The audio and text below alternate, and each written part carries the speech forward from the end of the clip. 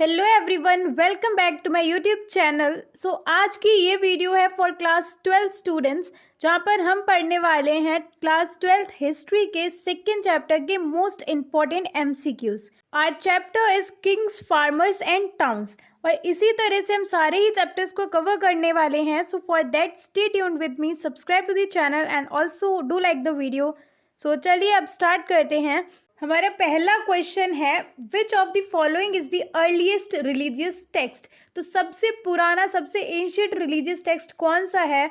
Are options are Rigveda, Yajurveda, Samaveda या अथर्ववेद। तो option A will be the right answer. Rigveda is the oldest religious text.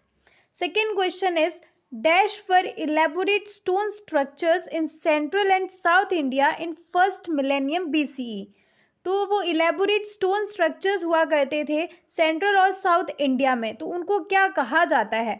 तो options are पन्नल, megaliths, धम्मा या फिर none of the above.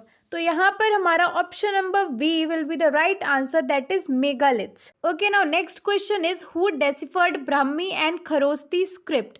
तो यहाँ पर डेसिफर्ड का मतलब क्या होता है? देखो, डेसिफर्ड का मतलब होता है कोई भी ऐसी चीज़, कोई भी ऐसी स्क्रिप्ट है जिसको हम समझने में सक्सेसफुल हो जाए, इसको हम डिकोड कर लेते हैं, उसको हम कहते हैं डेसिफर्ड। तो options here are James Prinsep, Cunningham, Wheeler या फिर जॉन मार्शल। तो यहाँ पर हमारा option number A will be the correct answer. James Prinsep ने जो है ब्रह्मी और खरोस्ती स्क्रिप्ट को डेसिफर किया था। अगला क्वेश्चन है, king Ashoka sometimes mentioned as Piyadasi in the inscription. The meaning of Piyadasi is dash. तो देखो, अशोका को कई बार जो है पियदसी कह के रिफर किया गया है इंस्क्रिप्शंस में। तो यहाँ पर पियदसी जो टर्म है, इसका क्या मतलब है, that you have to tell. तो options here are beloved of the god, pleasant to behold, beautiful eyes या फिर बिलव्ड ऑफ नेचर। तो यहाँ पर जो है option number B will be the right answer, that is pleasant to behold. ठीक है, पियदसी का मतलब होता है प्लीजेंट टू बी होल्ड, जिसका हिंदी मीनिंग हो जाता है देखने में सुखद होना, विच मीन्स बहुत ही मनमोहक होना। That is what we call Piyadasi. Okay, now next question is, how many Mahajanapadas were there. तो यहाँ पर you have to learn it right here. Option number D is the right answer. 16 Mahajanapadas थे। ऑल्सो एक और चीज़ कि ये जो है जितने भी महाजनपदास थे, you have to know them on map also, because this is very important from map perspective also. ठीक है, तो ये आपको पता ही होना चाहिए, मैप पर भी प्रैक्टिस करना is important. Now next question is, which of the following mahajanapadas was a संघा।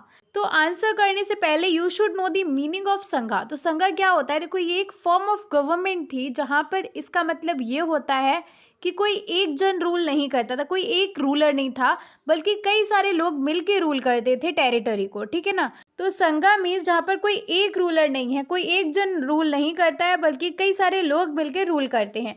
That is what we call sangha. So यहाँ पर कौन सा ऐसा महाजनपदा था जो कि संघा जो फॉर्म ऑफ गवर्नमेंट है उसको फॉलो करता था? That you have to answer. तो वो वज्जी था, मगध था, कुरु था या फिर सारे ही थे, all of the above.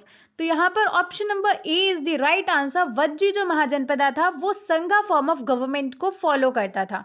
Okay, अब अगला क्वेश्चन है, Sanskrit text composed by Brahmans that laid down norms for rulers and other social categories is called dash. तो देखो, संस्कृत टेक्स्ट था एक जिसको कि ब्राह्मण्स ने कंपाइल किया था, बनाया था, जिसमें कि रूलर्स और बाकी के सोशल कैटेगरीज के जो लोग थे उनके लिए रूल्स लिखे हुए थे, उनके लिए नॉर्म्स लिखे गए थे। तो वो जो टेक्स्ट था उसको क्या कहा जाता है? What was it? तो options here are Dharmasutra, Manusmriti, votive inscription या फिर नन ऑफ द अबव। तो Dharmasutra is the right answer. Dharmasutra ये टेक्स्ट था जहाँ पर जो है नॉर्म्स लिखे गए थे रूलर्स और बाकी की सोशल कैटेगरीज के लिए। Okay, now next question is, which of these became the most powerful Mahajanapada between the 6th and the 4th centuries BCE. तो क्वेश्चन आपसे पूछ रहा है कि 6th और 4th सेंचुरी बीसीई के टाइम पीरियड में ऐसा कौन सा महाजनपद था जो सबसे ज़्यादा पावरफुल बना था? तो options here are Magadha, Kashi, Kuru या फिर अवंती। तो यहाँ पर option number A is the right answer. Magadha जो है बहुत ही पावरफुल महाजनपद बना था during the time period of 6th and 4th BCE. Okay, अब अगला क्वेश्चन है, which one of the following was the first capital of Magadha. So options here are Ujjain, Rajgriha, Takshashila या फिर गंधारा।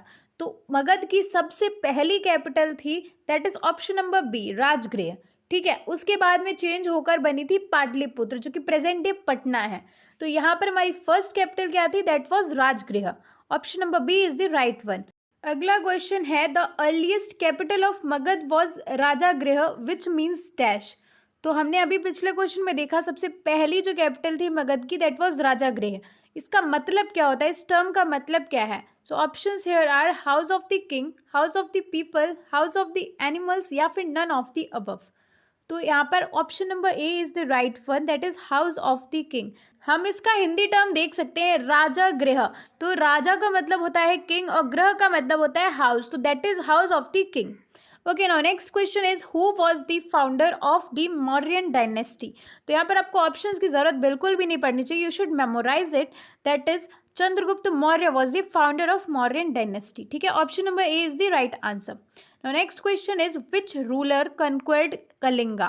तो कलिंगा किसने जीता था? ऑप्शंस आर बिंबिसार, समुद्रगुप्त, अशोका या फिर चंद्रगुप्त। तो इस क्वेश्चन का सही आंसर हो जाएगा option number C, that is Ashoka. Okay, अब अगला क्वेश्चन है, name the languages in which the Ashokan inscriptions were written. तो अशोकन इंस्क्रिप्शंस किस भाषा में लिखी जाती थी, किस लैंग्वेज में लिखी जाती थी? तो यहाँ पर जो है हमारा ऑप्शन नंबर सी जो है that is the correct answer. Ashokan inscriptions लिखी जाती थी प्राकृत, एरामिक और ग्रीक लैंग्वेज में। अब बात करें स्क्रिप्ट की, तो देखो यहाँ पर देयर इज अ कंफ्यूजन। यहाँ पे दो चीज़ें हैं, जब लैंग्वेज की बात करी जाएगी तब you will give the answer as Prakrit, Aramaic and Greek. जहाँ पर आपसे बात करी जाएगी स्क्रिप्ट के बारे में कि अशोकन इंस्क्रिप्शंस कौन सी स्क्रिप्ट में लिखी जाती थी, कौन सी लिपि में लिखी जाती थी, then you will write the answer as Brahmi. Brahmi script was the one जिसमें जो है अशोकन इंस्क्रिप्शंस को लिखा जाता था। सो बी क्लियर, यहाँ पर कोई भी कंफ्यूजन नहीं होना चाहिए, लैंग्वेजेस अलग हैं, स्क्रिप्ट अलग है। ओके, ठीक है। अब अगला क्वेश्चन है, who is the author of Arthashastra. तो अर्थशास्त्र को किसने लिखा है? ऑप्शंस आर कल्हना, कालिदास, कौटिल्य या फिर बाणाभट्ट। तो option number C is Kautilya, जिनको कि चाणक्य भी कहा जाता है। तो ऑप्शन में अगर चाणक्य होगा तो you will right that is the correct answer. Okay, so now next question is the Greek ambassador to the court of Chandragupta Maurya is dash. तो options are Megasthenes, Kautilya, Banabhat या फिर none of the above. तो यहाँ पर right answer is Megasthenes. चलिए, our next question is the first ever ruler to propagate the principle of Dhamma was dash. तो ऐसा कौन सा रूलर था जिसने कि धम्मा के प्रिंसिपल को प्रोपगेट किया था, उसका प्रचार किया था? Options here are Bimbisara, Chandragupta two, Chandragupta Maurya या फिर अशोक। तो यहाँ पर राइट आंसर हो जाएगा option number D, that is Ashok. Ashok ने जो है सबसे पहले जो प्रिंसिपल ऑफ धम्मा है उसको प्रोपगेट किया था, उसको बढ़ाया था, उसका प्रचार किया था। अब ये धम्मा क्या है, व्हाट इज इट, इसको जो है आप लोग कमेंट में बताएंगे what is the meaning of धम्मा।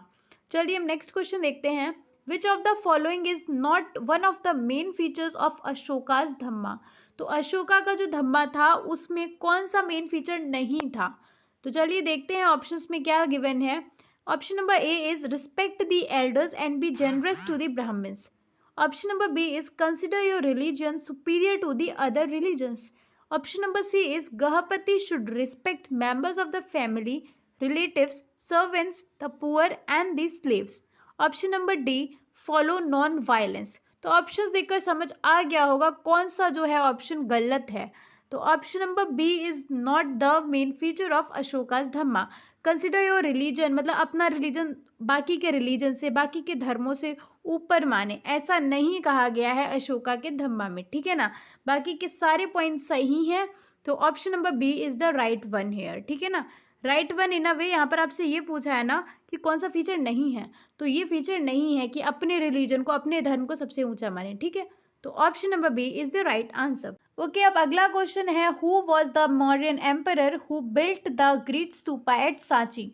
तो सांची में ग्रेट स्तूपा बनवाया गया है, वो किस मौर्यन एम्परर ने बनवाया है, that you have to tell.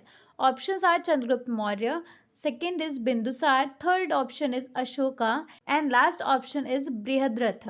तो ऑप्शन नंबर सी हमारा सही आंसर हो जाएगा, अशोका ने जो है एक ग्रेट स्तूपा बनवाया है एट सांची। अगला क्वेश्चन है, what was the name of the ancient Indian text that described the Mauryan administration. तो कौन से इंडियन टेक्स्ट में डिस्क्राइब किया गया है मौर्यन एडमिनिस्ट्रेशन को, ये आपको बताना है। ऑप्शंस आर अर्थशास्त्र, मनुस्मृति, महाभारत या फिर रामायण? तो option A is the right answer, Arthashastra. अगला क्वेश्चन है, who was the most powerful ruler of the Nanda dynasty? Options are Mahapadma Nanda, Dhanananda, Chandragupta Maurya या बिंदुसार? तो option A is the right one, Mahapadma Nanda. So our next question is, who was the Mauryan emperor who expanded the empire to its greatest extent? तो कौन से Mauryan empire ने सबसे ज़्यादा सीमा तक अपने जो एम्पायर है उसको बढ़ाया था? ऑप्शंस आर चंद्रगुप्त मौर्य, बिंदुसार, अशोका या फिर बृहद्रथ? तो option C is right one, Ashoka ने सबसे ज़्यादा अपने एम्पायर को एक्सपेंड किया था। Next question is, what was the name of the Mauryan emperor who converted to Buddhism? तो इसका भी आंसर अशोका होगा। अशोका ने ही जो है खुद को बुद्धिज्म की तरफ कन्वर्ट कर लिया था। अगला क्वेश्चन है, who was the founder of Mauryan dynasty? तो किसने इस डायनेस्टी की खोज करी थी? ऑप्शंस आर चंद्रगुप्त मौर्य, बिंदुसार, अशोका या बृहद्रथ?